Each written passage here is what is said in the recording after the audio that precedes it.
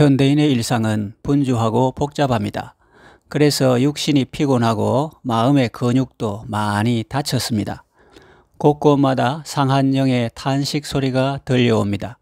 이러한 때에 하나님은 우리가 하나님의 자녀답게 살기를 원하십니다.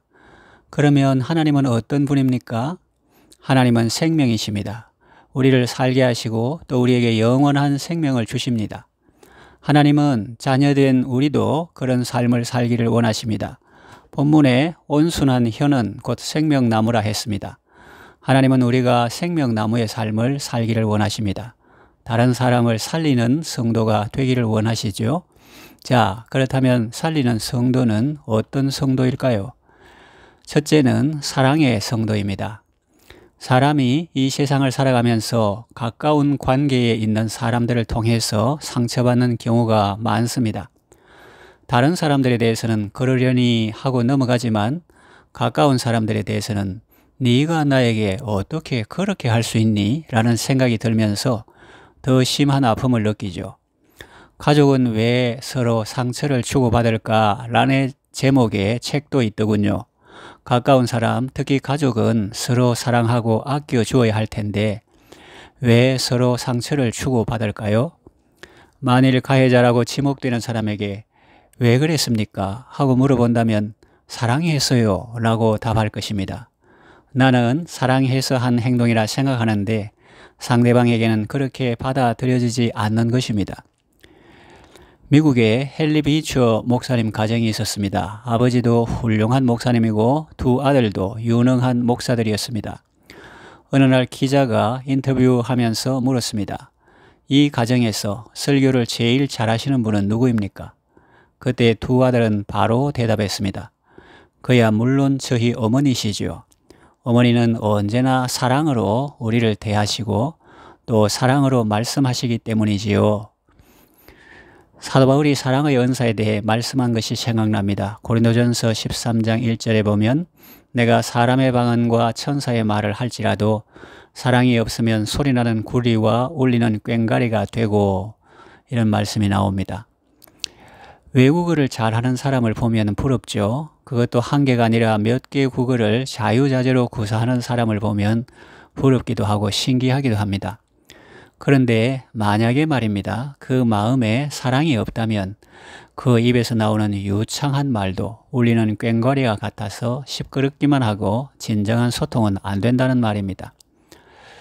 욥은 고대 동방에서 의롭고 지혜로운 자였습니다. 하나님께서 사탄 앞에서 칭찬하시고 인정하실 정도로 순전하고 정직하여 악에서 떠난 삶을 살았던 인물입니다. 그런 그가 고난을 당했습니다. 재산을 다 잃고 자녀들 다 죽고 몸에 병까지 들었습니다. 그의 세 친구들이 찾아왔습니다. 처음 한 주간은 욥의 고통이 너무 심해서 아무 말도 못하고 그냥 보고만 있었습니다. 그러다가 드디어 말을 합니다. 그런데 그것은 극심한 고통을 당하고 있는 욥에게는 너무나 가혹한 말이었습니다. 그들이 하는 말의 요지는 너 우리가 알지 못하는 은밀한 죄가 있지? 사람은 몰라도 하나님은 다 아신다. 너의 죄를 회개하라. 그러면 하나님께서 용서해 주신다. 라는 것이었습니다. 말 자체만 보면 틀린 내용이 없습니다. 그러나 그것은 이유를 알 수 없는 고통 때문에 아파하는 친구에게 할 말은 아니었습니다. 본문 4절을 보면 온순한 혀는 곧 생명나무이지만 패역한 혀는 마음을 상하게 하느니라 말씀하는데 한마디로 그들은 생명나무가 아니었습니다. 상대방에게 생명을 주지 못하고 오히려 그 마음을 아프게 했습니다. 그들은 사명감을 가지고 열심히 자기 나름의 진리를 설파했지만 그것은 친구에게는 칼이요 화살이요 뾰족한 창과 같았습니다. 여러분은 어떻습니까? 자녀들에게 어떻게 대하십니까? 또 배우자에게는 어떻게 대하십니까? 또 부모님께는 어떻게 대하십니까? 가까운 사이라고 함부로 대하시지는 않습니까? 지금까지 늘 그래왔는데 뭘 새삼스럽게 그러느냐고 생각하십니까? 욥의 말을 참고해 보십시오. 너희가 차라리 말을 하지 않았으면 좋겠다. 그렇습니다. 사랑이 없을 때는 차라리 침묵이 좋을 수도 있습니다. 사람들은 사실 그대로를 보지 못하고 자기가 믿는 대로 판단하고 자기가 믿는 것만 보려고 하는 경향이 있습니다. 그래서 자기 선입견과 편견으로 무고한 사람을 오해하기도 하고 사회적으로 생매장하기도 합니다. 말할 때 통과해야 할 3가지 관문이 있습니다. 먼저 사실 확인을 해야 합니다. 1차 자료를 찾아보아야 합니다. 헛소문이나 괴담 혹은 자기 마음의 상상을 따라가면 안 됩니다. 팩트를 통과해야 합니다. 그 다음에 통과해야 할 관문은 이것이 유익한 말인가 하는 것입니다. 또 마지막으로 통과해야 할 관문은 이 말이 지금 필요한가 하는 것입니다. 그 말이 아무리 사실이고 또 유익한 말이라 해도 지금은 그 말을 할 때가 아니라면 기다리는 것입니다. 온순한 혀는 생명나무와 같습니다. 생명나무에는 생명 열매가 맺히죠. 칭찬의 말, 격려의 말, 사랑의 말은 상대방에게 생명을 줍니다. 사랑의 언어로 사람을 살리는 성도가 되시기를 바랍니다. 둘째는 진리의 성도입니다. 우리는 사랑에 대해서 오해할 때가 있습니다. 자꾸 사랑을 강조하다 보면 진리와 멀어지지 않을까라고 생각합니다. 모두 다 듣기 좋은 말만 해주면 그가 들어야 할 꼭 필요한 말은 누가 해주느냐 그렇게 생각합니다. 성경은 말합니다. 하나님의 사랑은 불의를 기뻐하지 아니하며 진리와 함께 기뻐한다. 참사랑은 진리와 함께합니다. 그저 상대방이 듣기 좋은 말로 아첨하는 것이 아니라 그에게 진정 필요한 것을 효과적으로 공급하는 것입니다. 사랑과 진리는 양립할 수 없는 것이 아니라 서로 보완하고 강화하는 것입니다. 참 사랑은 진리 안에서 함께하는 것입니다. 그리고 참 진리는 사랑으로 나타나는 것입니다. 하나님은 참 사랑이시고 또 참 진리이십니다. 그런데 사람들은 한쪽으로 치우치는 경향이 있습니다. 사랑 없는 진리는 메마르고 딱딱하여 사람을 살리지 못합니다. 진리 없는 사랑 또한 맹목적이고 무질서하여 사람을 살리지 못합니다. 부드럽게 표현해서 그렇지 극단적으로 말하면 사람이 치우치면 진리라는 이름으로 사람을 죽일 수도 있고 또 사랑이라는 명목으로 사람을 죽일 수도 있습니다. 그러므로 우리는 하나님께 배워야 합니다. 하나님은 이 세상 누구보다 사랑이 많으신 분이십니다. 그리고 또한 동시에 공의로운 분이시죠. 진리의 하나님이십니다. 그것은 예수님의 십자가를 통해서 밝히 드러났습니다. 하나님은 죄를 미워하시고 벌하시는 공의의 하나님이십니다. 그런데 죄인인 우리 대신 독생자 예수님을 우리 대신 죽음에 내주신 사랑의 하나님이십니다. 이로써 우리는 사랑을 알게 되었습니다. 우리는 너무 쉽게 말로 다 해결해 버리려는 경향이 있습니다. 만약 사람이 잔소리로 변화된다면 계속 잔소리하면 되겠죠. 그런데 사람은 잔소리로 변화되는 것이 아닙니다. 이제부터는 쉽게 말로 해버리는 것으로 내 책임을 다했다는 생각은 버려야 하겠습니다. 말 대신 묵묵히 사랑으로 기도하며 섬김의 삶으로 본을 보이는 길을 택해야 하겠습니다. 그 길은 쉽고 빠른 길이 아니라 어렵고 힘이 드는 길이지만 의미 있고 보람 있는 길입니다. 다른 사람에게는 사랑을 실천하고 자신에게는 공의의 잣대를 들이대며 사는 사람이 아름답고 멋 있습니다. 자신에게는 한없이 관대하고 다른 사람에게는 엄격한 잣대를 들이대는 내로남불 신앙은 아름답지 않을 뿐만 아니라 정말 위험합니다. 그것은 자신과 타인을 아프게 하고 병들게 하고 죽게 합니다. 자신에게는 엄격하며 다른 사람에게는 관대한 자세가 필요합니다. 이 시대는 그런 삶의 자세가 더욱 절실히 요청됩니다. 사람들은 지쳐 있습니다. 충분히 지쳐 있습니다. 그런데 또다시 그들을 힘들게 하면 되겠습니까? 내가 말로 영향을 미칠 수 있는 사람은 지구상에 딱 한 사람입니다. 바로 나 자신입니다. 자신에게는 하나님의 말씀을 바로 들이대십시오. 자기 신앙 양심에 대고 말씀하십시오. 주께 내 죄를 고하고 내 죄악을 아뢰자. 그러나 다른 사람의 경우는 솔직히 내가 잘 모르니 그 특수성을 감안하지 않고 일반 원칙을 그대로 적용하면 틀릴 수도 있습니다. 우리는 말로 해버리는 경우가 많습니다. 그것은 가장 쉽고 효과는 거의 없는 방법입니다. 어렵지만은 더디지만은 효과 있는 방법은 말은 적게 하고 행동으로 보이는 것입니다. 삶으로 실천하는 것입니다. 비록 더디지만 그렇게 서서히 천천히 전달되는 것입니다. 말은 적게 하는 것이 좋고 가능하면 안 해도 괜찮습니다. 다른 사람에게는 그렇게 하십시오. 그러나 자신에게는 그렇게 하면 안 됩니다. 엄격한 잣대를 들이대도 괜찮습니다. 그것은 자신을 사랑하지 말라는 말이 아닙니다. 자신은 하나님 앞에서 그래도 어느 정도 다른 사람보다는 잘 알 수 있으니 오해의 소지가 적고 그래서 바로 적용해도 무리가 적다는 의미입니다.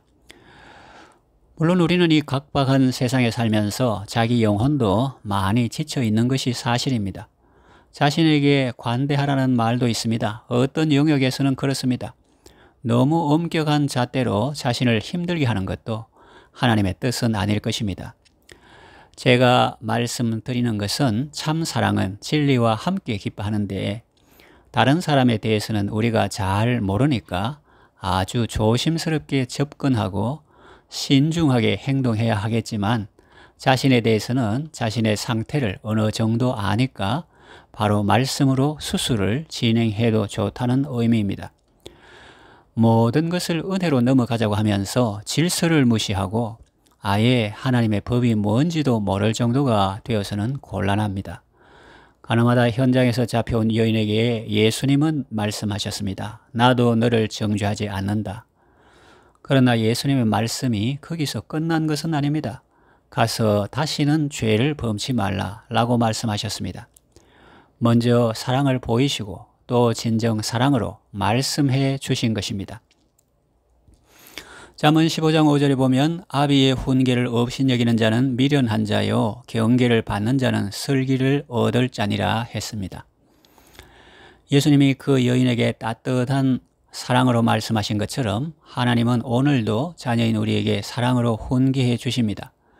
그걸 내게 주신 말씀으로 받는 자가 슬기로운 자요 복이 있는 자입니다. 아무리 좋은 하나님의 말씀이라도 그것을 내게 주신 사랑의 말씀으로 받아들이면 복이 되지만 그것을 다른 사람에게 주시는 말씀으로 받아들이면 자타에게 독이 되는 것입니다. 그것은 사람을 살리지 못하고 오히려 아프게 하고 병들게 하고 죽게 하는 것입니다. 예수님의 사랑의 말씀을 내게 주신 말씀으로 감사히 받고 참 사랑 안에서 아름답고 건강하고 복된 삶을 사시기 바랍니다. 셋째는 섬김의 성도입니다. 자신에게는 엄격하고 상대방에게는 관대하라 라는 말을 들으면 의문이 생길 수 있습니다. 그러면 누가 그 사람에게 진리를 이야기해 주지? 그래도 자신의 잘못을 알아야 고칠 수 있을 것 아닌가? 맞는 말 같지만은 살아보면 그렇지 않다는 것을 알게 됩니다. 사람이 진리를 듣는다고 다 자신의 잘못을 아는 것이 아닙니다. 그리고 자신의 잘못을 안다고 해도 다 고칠 수 있는 것도 아닙니다. 예수님 당시에도 예수님 말씀 듣는 자리에 있었지만 깨닫지 못한 사람들이 얼마나 많았습니까? 그리고 말씀을 들을 당시에는 어렴풋이 깨달았다 해도 어려움이 왔을 때 승리하지 못한 사람도 많았습니다. 그렇다면 사람들에게 말로 가르치는 일을 하지 말라는 말인가 하면 그렇지는 않습니다. 말로 가르치는 것도 중요하지만 삶으로 보여주는 것도 중요하다는 말씀을 드리는 것입니다. 의사소통의 방법에는 언어만 있는 것이 아니라 비언어적 방법도 많이 있습니다. 상대방이 아예 마음의 문을 닫고 귀를 막고 있는데 그래도 계속 말을 하시겠습니까? 그럴 때는 우리가 할 수 있는 것이 아무것도 없을까요? 그렇지 않습니다. 그때에도 우리가 할 수 있는 것이 있습니다. 사랑입니다. 기도입니다. 섬김입니다. 이것은 어쩌면 말보다 더 무게 있고 중요한 것입니다. 행동은 말보다 더 크게 말한다는 말도 있지 않습니까? 임근욱 집사님은 장애인들을 돌보는 일을 하고 있습니다. 장애인들 중에는 지체 장애인도 있지만 지적 장애인도 있습니다. 장애인을 돌보는 것은 예수님의 사랑 없이는 할 수 없는 일이죠. 지체 장애인도 돌보기 어려운데 지적 장애인을 돌보는 것은 정말 힘들고 지치는 일입니다. 그들은 잠시만 눈길을 벗어나도 자해합니다. 변을 가지고 놀며 먹기도 한다고 합니다. 그 말을 들으면서 저는 그 장애인들을 통해 제 모습을 보았습니다. 예수님의 눈길을 조금만 벗어나면 자신을 스스로 해롭게 하는 행동을 합니다. 피를 흘려도 아픈 줄 모르고 그걸 신기하게 여기며 계속 그 행동을 하는 것입니다. 장애인을 돌보는 선생님들은 우리를 돌보는 예수님을 닮았습니다. 예수님은 장애인 돌보는 선생님들보다 더한 사랑의 눈길로 언제나 우리를 지켜보시며 돌보아 주시죠. 이스라엘을 지키시는 이는 졸지도 않으시고 주무시지도 않습니다. 다윗이 들판에서 양을 치면서 어린 양 같은 자신의 모습을 보고 목자 되신 주님을 찬양했듯이 저는 장애인 돌보는 선생님의 말씀을 들으며 장애인 같은 저의 모습을 보고 우리를 눈동자같이 지키시고 보호하시는 하나님의 사랑을 깨닫고 감사했습니다. 저는 우리 교회 성도가 예수 믿는 사람으로서 그런 귀한 일을 하고 있다는 것을 아주 자랑스럽게 생각하고 있습니다. 그가 지치고 피곤하지 않도록 하나님께서 계속 사랑의 마음을 주시고 은혜 부어주시도록 기도해 주시기 바랍니다. 여러분들도 각자 하나님이 세워주신 자리에서 예수님의 사랑으로 섬기는 삶을 살고 계시리라 생각합니다. 내가 이렇게 계속 섬기는데 그들이 알기는 할까? 라는 생각이 들겠죠. 언젠가는 알게 되겠죠. 베드로를 보십시오. 예수님을 모른다고 3번 부인했지만 나중에는 돌이키지 않았습니까? 사울이라는 청년을 보십시오. 스데반 집사를 돌로 쳐 죽였지만 나중에는 회개하고 오히려 복음을 전하는 사람이 되지 않았습니까? 그렇게 되기까지 시간이 오래 걸릴 수 있습니다. 심지어는 죽을 때까지 모를 수도 있습니다. 그들은 혹시 모를지라도 하나님은 다 알고 계십니다. 그리고 은혜를 주십니다. 시편 41편 1절 2절 말씀, 가난한 자를 보살피는 자에게 복이 있으며 재앙의 날에 여호와께서 그를 건지시리로다. 여호와께서 그를 지키사 살게 하시리니 그가 이 세상에서 복을 받을 것이라 라고 했습니다. 하나님은 여러분의 섬김 속에 담긴 사랑을 아시고 눈물도 아시고 그 영혼을 위한 간절한 기도도 다 아십니다. 주 안에서 여러분의 수고와 섬김은 결코 헛되지 않음을 믿고 인내로 계속 하시기를 바랍니다. 이제 말씀을 정리하며 맺으려고 합니다. 온순한 혀는 생명나무와 같습니다. 그 열매들은 다른 사람들에게 생명과 기쁨을 줍니다. 여러분의 입술에 사랑과 칭찬과 격려의 말들이 아름다운 열매처럼 많이 맺어지기를 바랍니다. 그리고 진리 안에서 자신을 강화하시기 바랍니다. 그리고 예수님처럼 섬기는 삶을 사시기를 바랍니다. 여러분 모두 많은 사람을 살리는 아름답고 복된 삶을 사시기 바랍니다.